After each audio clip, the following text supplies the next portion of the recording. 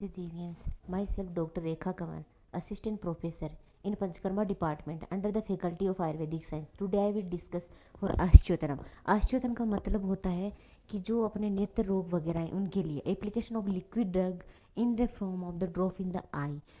ठीक. देन इन्होंने बता रखा है अकॉर्डिंग टू आचार्य सुश्रुत, इन्होंने इंडिकेशन बता रखा है कि कौन कौन से रोगों में अपन कर सकते हैं. आचार्य सुश्रुत बोलते हैं कि ये जो है नेत्र रोग बता रखे हैं टोटल.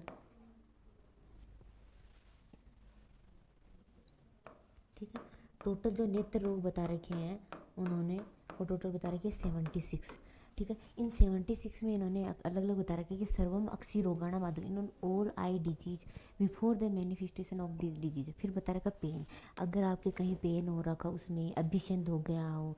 ठीक है, देन उन्होंने कंजक्टिवाइटिस हो गया, अगर कोई तोद वगैरह हो रहा हो, कंडू मतलब अगर आई में इचिंग वगैरह हो रखा हो या फ्रिक्सेशन वगैरह हो रखा हो या फिर उसमें बर्निंग सेशन हो रखा हो ड्यूरिंग डेक्रेनेशन एंड रेडनेस वगैरह हो. रेडनेस मतलब इसमें होता है कि कंजक्टिवाइटिस है. ठीक है, कंजक्टिवाइटिस अभिषेक है, अधिमंद है, अर्जुन वगैरह है. इन सब में भी क्या करेंगे अपन इसका आश्चोतन का प्रयोग कर सकते हैं. ठीक है, फिर बता रखा टेम्परेचर और मेडिसिन का बता रखा कि वात दोष में पित्त में, क्योंकि जो सुश्रुत आचार्य जी हैं सुश्रुत आचार्य जी वो क्या बोलते हैं कि जो पित्त दोष के जो सिम्टम्स है वो किसी के हैं रक्त के हैं. ठीक है, तो वात पित्त का है ना, तो इन्होंने बता रखा कि वात में है तो वात का गुण क्या होता है, शीत होता है. वात का गुण क्या होता है, शीत होता है. तो उसके अपोजिट अपन चिकित्सा करते हैं, तो उसके लिए कौन सा मेडिसिन लेंगे, उष्ण प्रकृति वाले लेंगे. देन उन्होंने बता रखा कि पित्त रक्त है, इनका क्या सिम्टम होता है, उष्ण होता है, तो उसमें अपन अपोजिट कौन से लेंगे, शीत वाले लेंगे.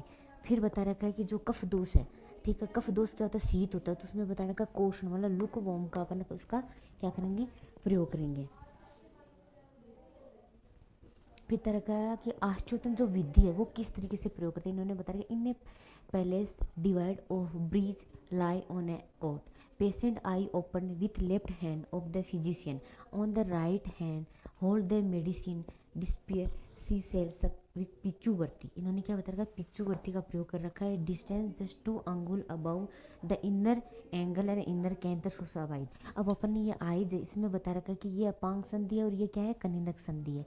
तो कोई भी चीज़ अपन क्या करेंगे उसको इन्होंने बता रखा है कि जस्ट 2 अंगुल के अबव से the inner angle and inner canthus of the eye. अब डोजेज बता रही कि मेन डोजेज इसने बता रही कि 10 से 12 मेडिसिन बता रही कि. फिर है गंडूस एंड कवल. गंडूस एंड कवल होता है ये जो कवल अपने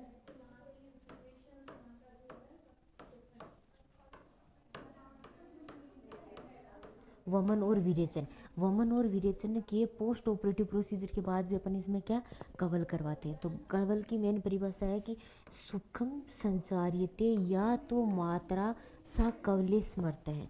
इन्होंने बता रखा सुखपूर्वक संचरण मतलब घुमाना, उसको क्या बनेंगे कवल मतलब इतनी मात्रा लो कि चाहे वो कल्क भी हो सकता है, ठीक है, स्नेह ऑयल भी हो सकता है और वो घृत भी हो सकता है.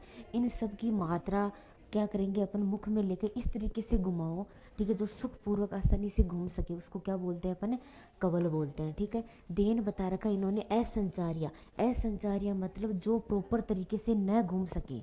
ठीक है, इतनी मात्रा हो जिसको अपन होल्ड कर सकें, चाहे वो मेडिकेटेड ऑयल हो, मेडिकेटेड घी हो सकता है, क्वाथ हो सकता है. ठीक है, जिसको सिर्फ मुख में धारण करना है उसको क्या बोलते हैं अपन, गंडूस बोलते हैं. अकॉर्डिंग टू आचार्य सुश्रुत के अकॉर्डिंग मतलब सुकम संचार्यते या तो मात्रा सा कवले स्मृत मतलब जो मुख में आसानी से घुमाया जा सके, मतलब उसकी मात्रा कम होगी. मात्रा के आधार पर इन्होंने बता रखा है इसकी मात्रा क्या होगी, थोड़ी सी कम होगी और उसकी थोड़ी गंडू से ज़्यादा. इसमें क्या है कि इतनी मात्रा लोगी वो प्रॉपर तरीके से हिला ही नहीं सकी, इसको बोलते हैं गंडूस. देन इन्होंने बता रखा सारंग ने कि असंचारी मुख्य पूर्णम गंडू से कवलश्चर है, क्या है तत्र द्रवेण गंडू से कलकीन कवल समर्थन. इन्होंने बता रखा है असंचारी है मुख में, तो वो तो क्या बता रखा है गंडूस है. और क्या बता रखा है संचारी हो गया कवल. लास्ट में इन्होंने बता रखा जो द्रव्य का प्रयोग करेंगे, इन्होंने इसमें सारंगधर ये बोलता है कि जो द्रव्य भेद से है 2 टाइप कर रखा है इन्होंने. द्रव्य का प्रयोग करते हैं अपन किस में, इसमें गंडूस में. ठीक है। और जो कल्क द्रव्य है इसका प्रयोग करेंगे अपन कवल में। ये सारंग दर का क्या है, थोड़ा बहुत डिफरेंस है कि कवल में कल्क का प्रयोग करेंगे और गंडूस में अपन द्रव्य का प्रयोग करेंगे। नेक्स्ट आता है कि गंडूस धारण योग्य द्रव्य, मतलब किन किन द्रव्यों का अपन गंडूस में प्रयोग कर सकते हैं। तो इन्होंने बता रखा है कि स्नेह मतलब मेडिकेटेड ऑयल, मेडिकेटेड ऑयल भी हो सकता है। क्षीर मतलब इन्होंने बता रखा है मिल्क का, जो अपन मेडिकेटेड क्षीर भी कर सकते हैं। मधु उदक मतलब हनी वाटर, ठीक है। फिर बता रखा है सुप्तम मध्यम रसो मूत्रम धान्य अम्लम च यथा अथम। इन्होंने बता रखा है कि इन सब चीज़ों का अपन इसमें कवल के लिए प्रयोग, गंडूस के लिए अपन प्रयोग कर सकते हैं, ठीक है। इसके बाद इन्होंने बताया कल्किर युक्तम विपक्वम व यथा स्पर्श पुरोजित, ठीक है। अष्टांग हृदय बोलते हैं कि जैसे गोमूत्र होगा, धान्य अम्ल मतलब खट्टी चीज़ें होगी, रस का मतलब होता है यहाँ मांस रस, ठीक है। मांस रस का भी प्रयोग कर सकते हैं, मध्य का भी प्रयोग कर सकते हैं और सुक्त का भी प्रयोग कर सकते हैं। इन सब का प्रयोग अपन गंडूस में करते हैं। देन इन्होंने बता रखा है कि प्रॉपर तरीके से कवल हो गया तो शुद्ध कवल के लक्षण बता रखे हैं।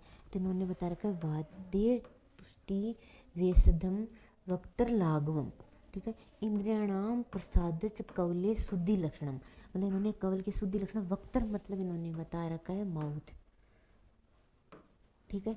इन्होंने बता रखा है वक्तर मतलब माउथ, माउथ में लघुताना, विशुद्ध मतलब और व्याधि मतलब व्याधि जो है अपने डिजीज है,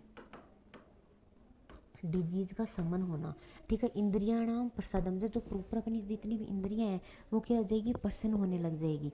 इससे वो क्या है, कवल के शुद्धि लक्षण है, ठीक है। नेक्स्ट इन्होंने बता रखा है कि हीन और अतियोग के लक्षण। इन्होंने बता रखा कि अगर प्रॉपर तरीके से कवल नहीं होगा तो क्या जाड़े मतलब उनमें स्टीफनेस आ जाएगी, मतलब जड़ता वगैरह आने लग जाएगी। फिर बता रखा कफ उत्क्लेश है, मतलब जो कफ दोष है वो क्या हो जाएगा, बढ़ने लग जाएगा। और क्या बता रखा उत्क्लेश, फिर बता रखा और रस ज्ञान, मतलब जो रस है जो उसको ज्ञान ही नहीं होएगा कि जो अपन जो इंटेक कर रहे हैं वो मधुर रस है या तिक्त रस है, अम्ल रस है, इसका बिल्कुल भी ज्ञान वगैरह नहीं होगा। मतलब यहाँ संधि विच्छेद करेंगे तो अवर रस ज्ञान, अवर रस ज्ञानम इवच है।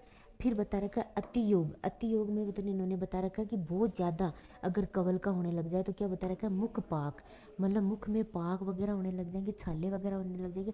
और मुख शोष, मुख शोष मतलब उसमें ड्राइनेस वगैरह और तृष्णा, तृष्णा मतलब उसको बहुत ज़्यादा प्यास लगेगी। एंड अरुचि मतलब उसको जो खाने में है उसको प्रॉपर भूख नहीं लगेगी, उसका खाने का मन नहीं करेगा, उसके सामने भी रखा हुआ है फिर उसको खाने का मन नहीं। फिर बता रखा है क्लम, क्लम मतलब होता है बिना कुछ काम करे थकावट होना, डिजीनेस होने लग जाएगा उसको, ठीक है। ये किसके हैं, अतियोग के लक्षण है। मुख्य पाक है सोसे तृष्णा अरुचि, क्लम है, तेन है उसके हीन का है जाडे कप क्लेश अवर रस ज्ञान, मतलब उसको रस का बिल्कुल भी ज्ञान नहीं होएगा, ठीक है। देन इन्होंने बता रखा है गंडूस सेवनाथ साध्य रोग, मतलब गंडूस किन किन रोगों में प्रयोग करना चाहिए। तो उन्होंने बता रखा मन्या, मन्या अपने इस वाले पार्ट को अपन क्या बोलते हैं, मन्या बोलते। तो मन्या और सिरकर्ण मतलब अपने सिर के सुश्रुतने रोग बता रखे, कर्ण के रोग बता रखे उसमें, और बता रखा है मुख अक्सी रोगा, मतलब जो अपने मुख पाक है, मुख शोष है, ठीक है उसमें, और अक्सी रोग उसमें भी, और बता रखा है प्रशेक और कंठ आम्य मतलब कंठगत रोग है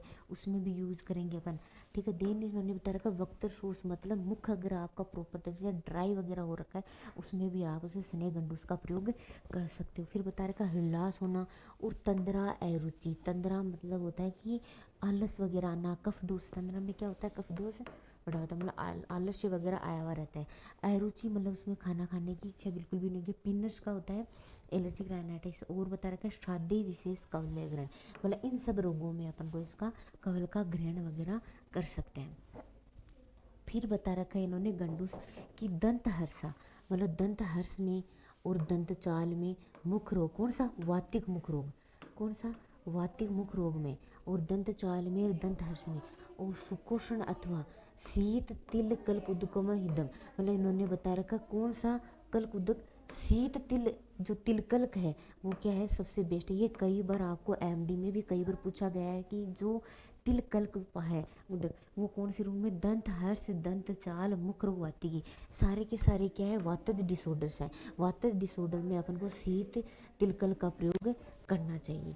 ठीक है, तो आज के अपन ने इस वीडियो में डिस्कस कराया है कि जो आश्चुतन है नेत्र रोगों में प्रयोग करता है, साथ में इसके साथ ही अपन ने प्रयोग कराया है कि गंडूस है, गंडूस किन किन रोगों में प्रयोग करना चाहिए, जो कवल है उनको भी किन किन रोगों में प्रयोग करना चाहिए। Thank you so much student.